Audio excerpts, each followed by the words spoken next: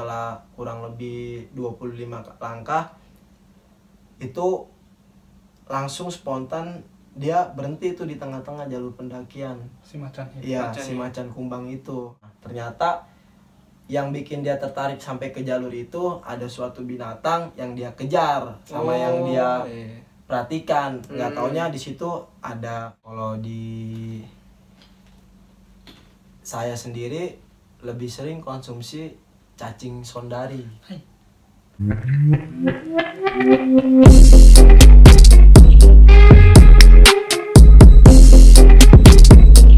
Oke, kembali lagi di my channel Agun Zulaji bersama gua si Mamang dan si Goy. Iya. Kali ini kita kedatangan siapa nih, Goy? Kita kedatangan tamu jauh nih. Dari mana nih, Goy? Dari organisasi pecinta alam. Buat para mamang nih yang pecinta alam nih harus nonton nih. Biar Iya. tahu wawasannya tentang Iya, benar. alam-alam ya kan. Oke, Goy, kita nggak usah lama-lama, kita harus panggil aja, Goy. Panggil aja lah ya. Bang Tengil. Oke, Bang Tengil, siap, sok. Oke. Aduh, gimana nih kabarnya, Bang? Alhamdulillah baik. Jauh-jauh ya, di sini tamu spesial semua nih di podcast Mamang. Biasa jauh. Dari kemarin tuh, Slankers, Selengkap. itu jauh juga. Ada lagi nanti yang jauh. Mana? Dari Cikarang. Sekarang itu ada itu apa enggak? Jadi Bang Tengil nih banyak yang nggak tahu kan, pasti kan di ini para mamang nih pasti nggak tahu nih. Bang Tengil nih apa ya, masuk organisasi pecinta alam ya, pecinta alam. Organisasinya apa sih, Bang? Organisasinya Madupala. Itu Itu salah satu organisasi yang kebetulan domisilinya terletak di Jakarta Pusat, lebih pasnya itu di wilayah Mangga 2 Selatan. Mangga 2 ya, Mangga 2 Selatan ya. Jadi apa Bang nama organisasinya? Madupala. Madupala. Panjangannya Mangga 2 Selatan Pecinta Alam. Itu singkatan ya. Iya. Madupala. Panjangan dari Mangga 2 Selatan Pecinta Alam. Berarti buat di para mamang nih yang di Mangga 2 pasti udah nggak asing ya sama yang organisasi Madupala ya. Semoga begitu. Enggak lah, nggak asing lah pastilah kalau anak-anak muda sono pasti ya. pasti banyak yang tahu lah. Iya. Ya, mudah-mudahan positifnya tahu. Itu sejak kapan sih, Bang, berdirinya? Untuk Madupala itu sendiri berdiri di tanggal 3 Juni 2007. 3 Juni 2007. Ya. Udah berapa tahun guys? Kurang lebih 14 tahun. 14 tahun ya. Iya, wow. Wah, udah ini juga. Udah lama lah. Itu Berarti- berarti banyak berlang-lang buana gitu. Ya untuk kegiatan organisasi sih yang lebih wajibnya itu kayak pembelajaran lanjutan, terus awalnya itu di Klatsar, pendidikan latihan dasar di awalnya dulu untuk merekrut anggota baru kan. Nah setelah itu ada yang namanya pendidikan lanjutan yang dimana yaitu proker wajib dari organisasi yang fungsinya buat ngebentuk karakter dia lebih terarah lagi. Basicnya itu maunya kemana, kalaupun salah satu yang diambil seenggaknya dia udah punya dasarnya. Udah Ada basicnya dulu ya.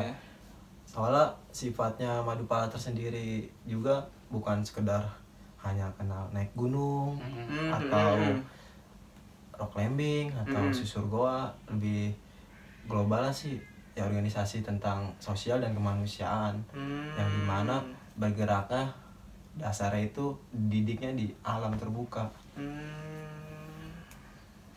Berarti untuk anggotanya juga sekarang udah banyak ya anggotanya. Ya, kurang lebih Ada ada berapa? 105. Wah, ada 105 tuh. Udah lumayan. Udah banyak tuh. Ada yang udah almarhum, Oh iya. 6 orang anggota. Hmm. Yang di angkatan 3 perintisnya tersendiri, angkatan 4, terus angkatan 8 yang terakhir, Terakhir angkatan berapa? 8 terakhir yang meninggal. Nah tuh kalau abang nih masuk angkatan berapa nih? Saya angkatan 4, Oh angkatan 4 ya. lahir di tahun Generasi keempat nih. ya, lahir di tahun 2012, angkatan 4 saya. 2012. Iya. 2012 ya udah lama juga lah 2012 mah.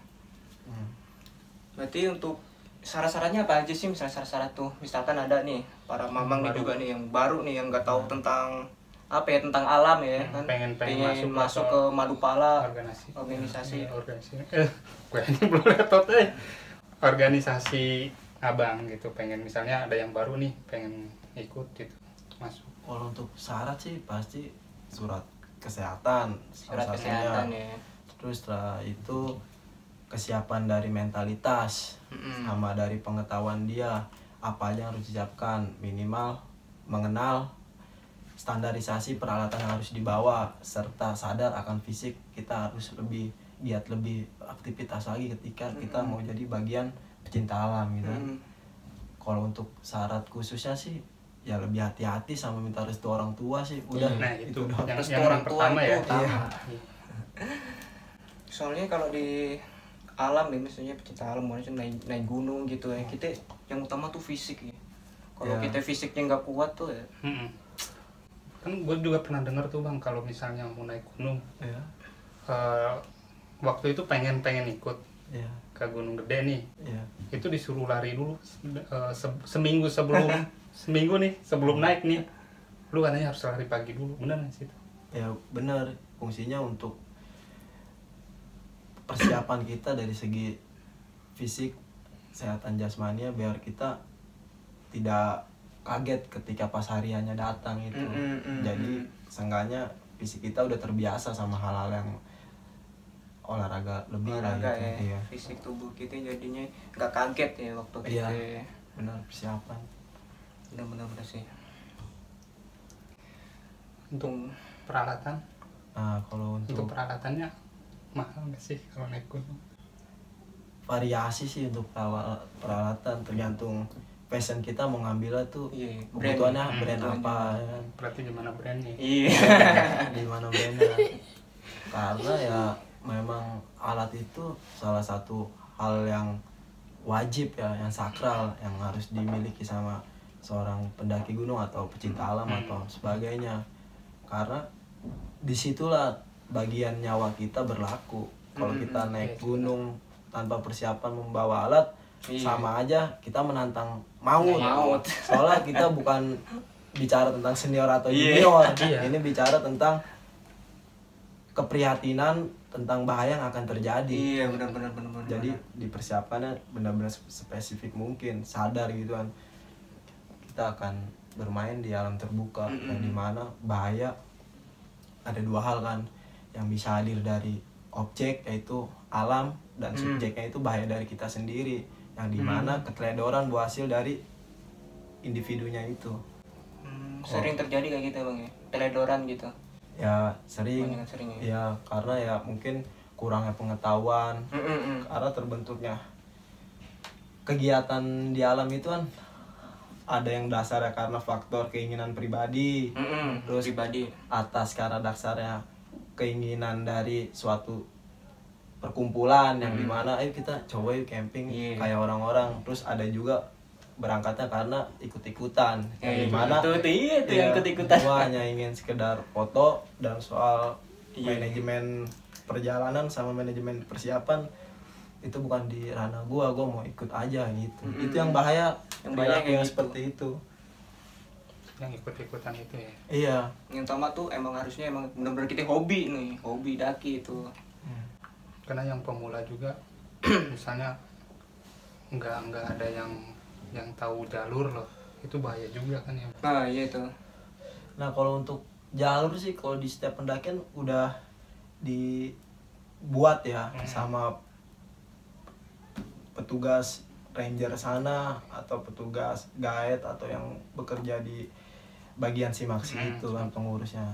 Cuman kalau faktornya bisa hilang seorang pendaki karena memang satu cuaca, kedua menyepelekan hal yang nggak mungkin harus dilakuin, sama dia dicoba lakuin. Contoh misalnya jalurnya begini ya, gua kayaknya bikin jalur baru biar gua lebih cepet sampai, tapi kan itu nggak direkomended sama ya itu si yang ngasih izin simaksi surat registrasi itu, karena tujuan kita mendaki itu bukan ajang gegayaan, tapi ya kita mau selamat sampai di gunung, insya Allah sampai dikasih rezeki ke puncak, sama kembali lagi tuh poin pentingnya tuh ke rumah dengan selamat, biar enggak merepotkan orang lain dan bisa nggak bikin khawatir orang yang di rumah, termasuk orang tua kan. Iyalah. Enggak, kalau naik gunung juga kan nggak harus nyampe puncak juga kan ya. Iya. Kan kadang kan ada yang ambisius pengen naik itu tapi maksain ya. Benar-benar. Ya belakangan ini sih mungkin banyak yang terjadi tuh perilaku yang dimana seorang pendaki itu ambisius. Karena buah hasil dari tontonan yang kurang edukasi bahwa puncak adalah tingkat tertinggi kesuksesan seorang pendaki.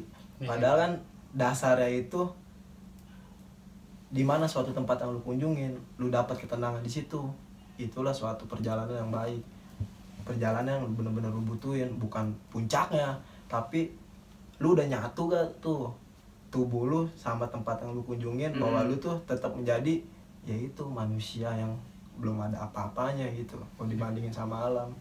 Soalnya alam kan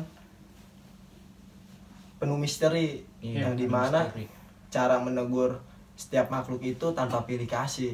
Kalau memang waktunya dia hujan ya pasti hujan, waktunya dia gempa ya gempa, waktunya dia longsor ya longsor. Nah kita sebagai seorang pendaki atau sering bilang disebut pecinta alam, ya lebih perhatikan hal-hal teknisnya seperti itu. Sebelum itu terjadi, apa yang harus kita persiapkan? Salah satunya, jika kita tidak ingin kehujanan, ya berarti dari kota kita harus mempersiapkan raincoat atau jas hujan. Kalau suatu saat terjadi gempa, ya minimal kita mencari tahu terakhir info gunung tersebut 1 bulan sebelum kita pemberangkatan. Keaktifannya seperti apa, dan terakhir gunung ini di opsi atau dibersihkan gitu bahasanya kapan. Jadi kita berkunjung ke sana udah dapet tuh pengetahuan dasarnya bahwa gunung itu punya sifatnya seperti ini, ada budaya yang harus kita jaga, karena setiap gunung punya tradisi sama budaya masing-masing. Enggak sembarangan asal. Iya, bener. Bagusnya ya gitu, nyari info dulu, pengetahuan entah dari sumber teman sendiri atau orang yang lain pernah ke sana, atau memang nggak sempat ya searching aja di Google kan sekarang udah banyak tuh. Sekarang tuh udah zamannya udah canggih ya. Apa aja bisa carilah info-info. Benar. Untuk peralatan nih, banyak kan yang para mamang nih yang nggak tahu nih peralatan untuk seorang daki gunung tuh. Peralatan utamanya itu apa aja sih? Kalau untuk peralatan utama yang wajib tuh pasti carrier. Tas ya, entah depek atau carrier jika bebannya lebih banyak. Terus jas hujan, peralatan makan, sepatu, senter, logistik. Kalau bisa dilebihkan 1 hari space-nya buat yaitu menjaga suatu hal yang nggak terjadi nanti kan, suatu hal yang terjadi gitu. Nah,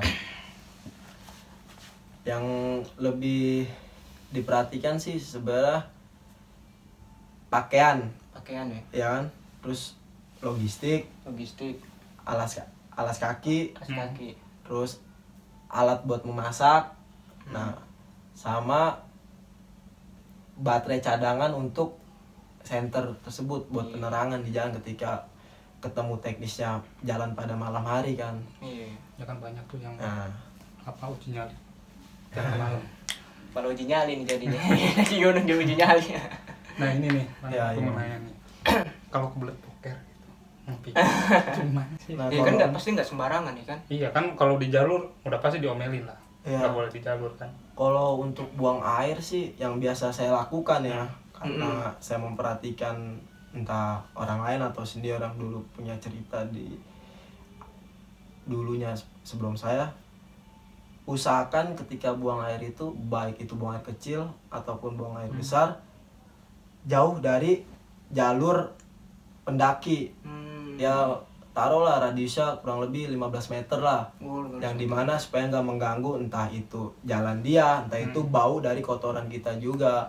Nah, kalaupun untuk membersihkannya sih usahakan sih setelah kita bersihkan, ya kalau memang itu sifatnya tisu kering, tidak apalah, hanya selembar 2 lembar karena itu mudah berdaur ulang kan sama tanah. Tapi kalau tisu basah usahakan ya masukkan ke plastik, bawa lagi sampai bawah.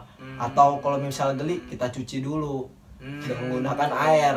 Itu juga jangan di air mengalir kan? Iya, Kan buat minum kan? Iya, jangan air mengalir. Usahakan cari tempat yang rimbun, yang tertutup sama pandangan orang lain agar kita yang nggak mengganggu konsentrasi dia ketika naik. Itu sih. Nah, sama satu lagi, usahakan memperhatikan dulu area sekitar. Kayak pas gini ntar ada orang Nah, itu takutnya binatang juga kan. Oh iya. Pas gini sekop dari belakang, Iya. ular. Mending kalau diseruduk. Nah itu tuh.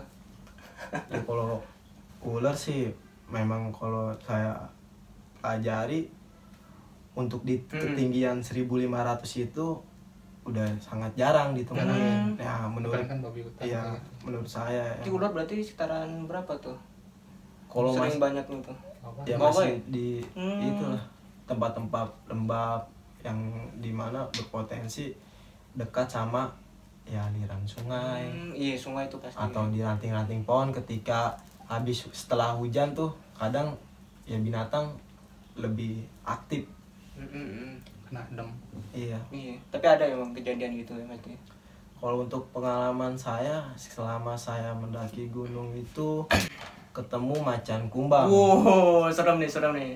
Itu Gimana ceritanya waktu tuh? di tahun 2012 Oh, 2012 awal ini pas berarti. baru saya jadi pecinta alam kan. Mm-mm. Daki gunung di Gunung Slamet, naik dari jalur Guci yang dimana ketemu macan kumbang itu di pos 1 pada waktu malam hari Malam pas ya? azan maghrib aja.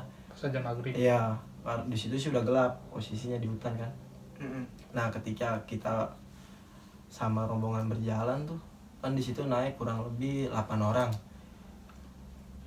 Jalan, nah pas habis maghrib kita ngeres dulu setelah pas azan maghrib kita ngeres, istirahat sebentar kan, entah bikin kopi atau ngerokok atau sekedar bicara, sersan. Nah, azan berhenti, kita lanjut nih perjalanan nih. Nah, setelah kurang lebih 25 langkah itu langsung spontan dia berhenti tuh di tengah-tengah jalur pendakian. Si macan itu. Iya, si macan kumbang itu. Nah, akhirnya serentak langsung tuh pada tiduran, tengkurap semuanya dan tidak ada aktivitas atau pergerakan yang bisa menimbulkan sikap refleks dari dia kan. Jangan sampai bikin gerakan yang bikin kaget dia.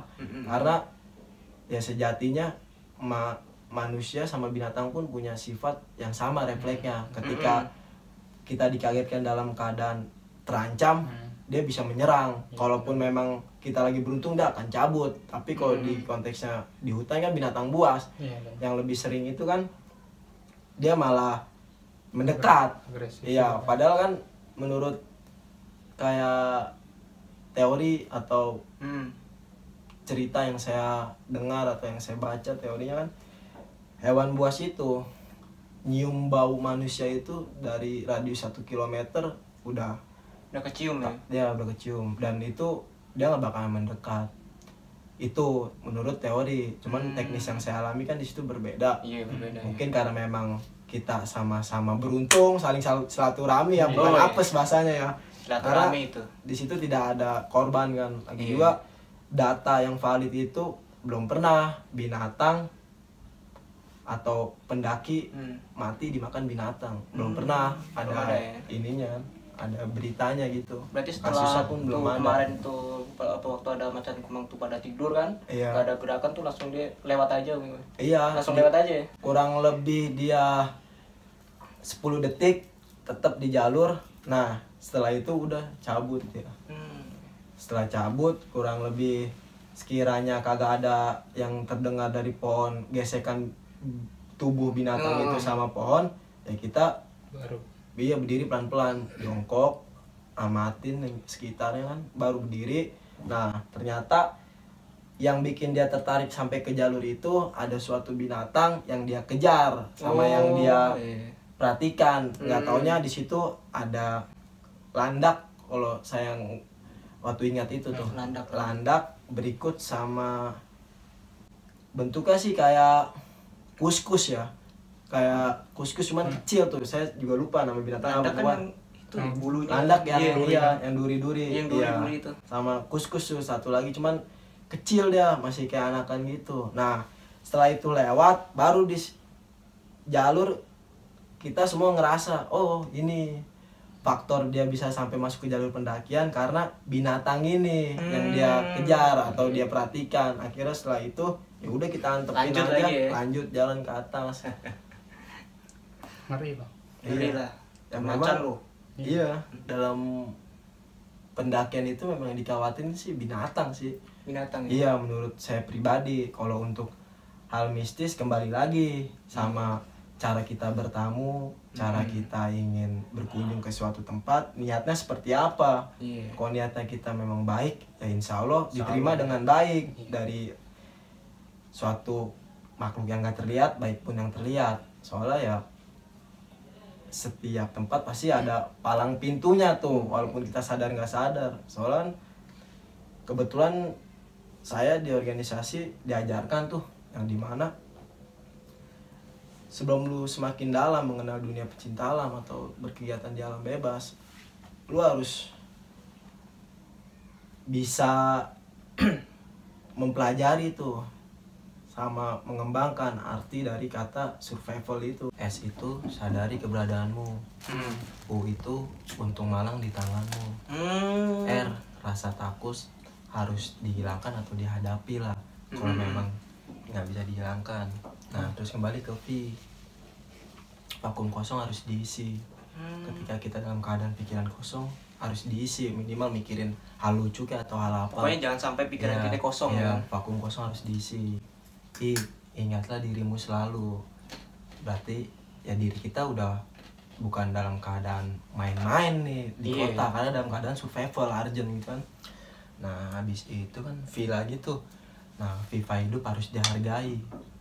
Bahwa keputusasaan itu hanya milik si orang yang gak punya akal. Untuk dalam keadaan survival tuh. Nah makanya viva hidup harus diusahakan tuh, ya berjuang tuh, harus dihargain. Gimana cara dalam keadaan apapun gue harus tetap hidup. Karena gue nggak mau yang dibilang frustasi dalam keadaan ya begini, tersesat atau dehidrasi dalam keadaan bingung. Akhirnya nimbulnya efek konsentrasi buyar kan. Nah L-nya itu latihlah dirimu selalu. Ketika sudah sering berkegiatan di alam terbuka atau sering banyak pengalaman yang didapat, entah itu faktor teknisnya dari diri sendiri atau dari alam tersebut, ya kita harus latih itu. Pokoknya jangan merasa puas ya bang. Iya, benar-benar. Ini menambah wawasan loh, banyak yang nggak tahu survival itu. Iya. Ya soalnya gue juga nggak. Iya, ini baru tahu kan gue kan masuk. Setiap kegiatan atau suatu keadaan darurat itu nggak bakalan kita mendapatkannya kalau kita dalam keadaan siap. Itu istilah darurat itu tidak ada kalau kita dalam keadaan siap. Karena ya itu kita udah bisa lah menanganinya seperti apa. Soalnya survival sendiri kan, siapa sih orang yang mau bertahan hidup dengan lebih susah dari biasanya? Justru orang mau menghindari, jangan sampai kita menjadi statusnya sih survivornya itu, si survive-nya itu. Kalau memang kita nggak ada hal yang harus kita lakukan, mendingan gak usah dilakukan. Contohnya kayak gitu, gunung itu udah disediakan jalurnya ya, yang udah dibuat sama warga setempat atau si pengurus gunung itu kan tugasnya. Tapi kita gegayaan nih atau sosokan, bikin jalur baru lah biar lebih cepat naiknya. Itu kan tidak diharuskan, karena resikonya bukan diri sendiri yang disibukin atau disusahkan, orang lain nanti ke depan jika memang itu udah kerana bahaya kan. Karena pentingnya survival itu. Nah, satu lagi yang saya pelajari di organisasi, pentingnya pengalaman medan, yang dimana itu dasar dari materi navigasi. Nah, tips dari setiap saya baca atau saya dengar pengalaman orang sih, ketika dalam keadaan tersesat, keduanya itu selalu beriringan tuh, pemahaman medan sama cara bertahan hidup, yang dimana pemahaman medan itu masuknya di materi navigasi. Nah, kalau kita memang dalam keadaan tersesat, nah iya itu tuh keadaan tersesat gimana itu, usahakan sebelum menjelang malam hari kita mendaki dulu nih ke puncak Punggungan, yang dimana fungsinya itu buat bisa orientasi medan, buat ngeliat dari atas itu. Lihat dari atas. Kalau memang harus manjat pohon ya harus manjat pohon, biar kita dapat suatu bayangan yang dimana kita harus kemana. Akhirnya kita ngebuat tuh suatu planning tuh. Nah, dalam keadaan tersesat pun di situ ada tuh konteksnya tuh, yang dimana pengertian dari kata stop. Stop itu kan S-nya itu stop bahasa Inggrisnya, bahasa Indonesia berhenti. T itu thinking, berpikir. Ya. Nah, O-nya itu observasi. Nah, P-nya itu planning. Jadi ketika kita dalam keadaan tersesat, kehilangan arah, usahakan kita berhenti dulu, berpikir dengan keadaan tenang, jangan panik. Nah, setelah itu kita yang kembali lagi tuh observasi ke Punggungan, lihat area sekitar. Setelah kita udah dapat arah tujuan kita di mana, baru kita buat rencana, planning. Kalau memang itu di berlakukannya di regu atau di personal dalam keadaan tersesatnya. Tapi kan buat menghadapi situasi itu tidak semudah teori. Nah, makanya pentingnya dari kata latihlah selalu dirimu yang ada di kata survival itu. Nah, Bang, terus misalnya kita kehabisan stok makanan. Ya. Ada nggak tumbuhan yang bisa kita jadiin pengganti kita kehabisan makanan stok itu? Oh, ada. Cara mengenali tumbuhan yang bisa dikonsumsi atau dimakan itu, cara ngetesnya kita rebus tuh, atau sebelum direbus kita oleskan di bagian tubuh yang mudah iritasi, entah itu di bawah bibir atau di bibir atau di sinilah gatal ya. gitu Kalau kalau semisal itu ada lebam atau reaksi gitu gatel, berarti berpotensi itu tidak dapat dimakan. Cuman langkah dasarnya sih sebenarnya tumbuhan yang bisa dimakan itu atau dikonsumsi, satu, tidak berbau. Ya, tidak berbau sengat lah, yang kurang enak dicium gitu kan. Nah, kedua, warnanya tidak terlalu mencolok. Jangan hijau banget ya, jangan terlalu mencolok. Soalnya ada jenis tumbuhan juga yang mencolok tapi bisa dikonsumsi ada. Nah, terus ketiga, ya usahakan tumbuhan itu seperti hal yang sering kita pelajari, yang dimana salah satunya contohnya itu kayak pucuk pakis, terus jantung pisang, terus sama yang di dalam batang pisang tuh, yang paling dalam putih pisang tuh, yang di pohonnya gitu. Iya, yang paling bawah ya batangnya, tapi yang paling dalam banget. Iya, pokoknya batangnya cara nyianginnya kita buka, robek, pokoknya kayak kecil gitu tuh. Ya? Iya, pokoknya kayak putih begitu dah. Itu bisa tuh dikonsumsi tuh. Entah kita jadiin tumis atau direbus buat dicampur makan sama, ya kalau susul ada konsumsi tambahan kan. Kalau mau cobanya gitu, entah campur Indomie atau apa. Cuman kalau misalnya dalam keadaan urgent sih, buat nambahin stamina sih, satu lagi tuh begonia. Nama tumbuhan jenisnya itu begonia, yang dimana cara menyiangkannya itu dia tumbuhannya itu berbulu. Berbulu. Ya, cuman usahakan ketika kita metik atau mengambil jangan yang bercabang. Yang tangkainya satu aja begitu. Jenis tumbuhannya seperti itu. Nah, kalau misalnya udah dapet tumbuhannya itu, nanti kita kope nih, karena dia bagian luar batang itu berbulu. Jadi kita ambil dalamnya. Ya, dalamnya kita bersihkan dulu dengan air atau sekedar kita usap dengan jari. Itu rasanya kayak belimbing, asamnya tuh, belimbing rujak yang kecil tuh. Ya tuh rasanya kayak gitu. Nah itu ya vitamin C-nya lumayan lah. Banyak ya. Ya. Iya, kena asam kan. Itu kan tadi kan yang tumbuh-tumbuhan ya Goy ya. Tapi kalau hewan tuh ada nggak? Hewan bisa juga apa itu dikonsumsi. contohnya itu? Contohnya hewan mamalia. Nah, kalau di saya sendiri lebih sering konsumsi cacing sondari. Cacing sondari. Iya. Lu biasa makan cacing nggak Goy? Gue ini pasti pes doang. Apa lah lu sering cacingan juga? Itu posisi iya.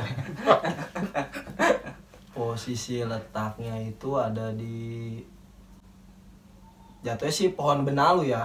Oh, dia di pohon. Iya, dia di batang pohon dia.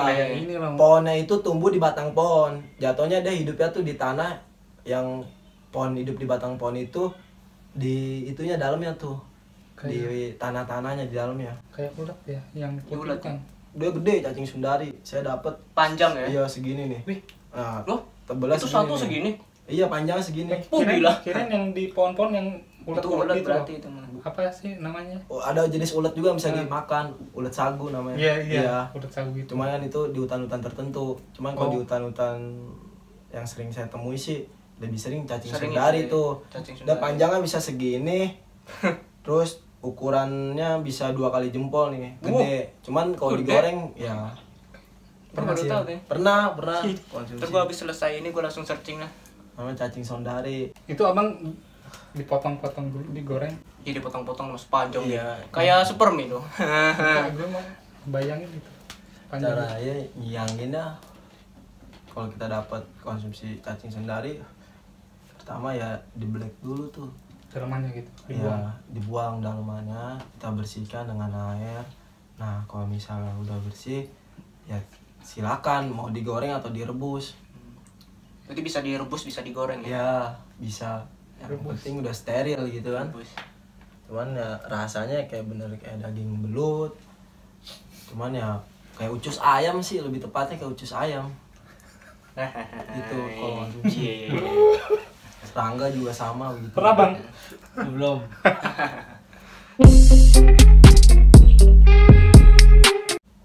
Kalau menurut logika saya kan ini cepet banget.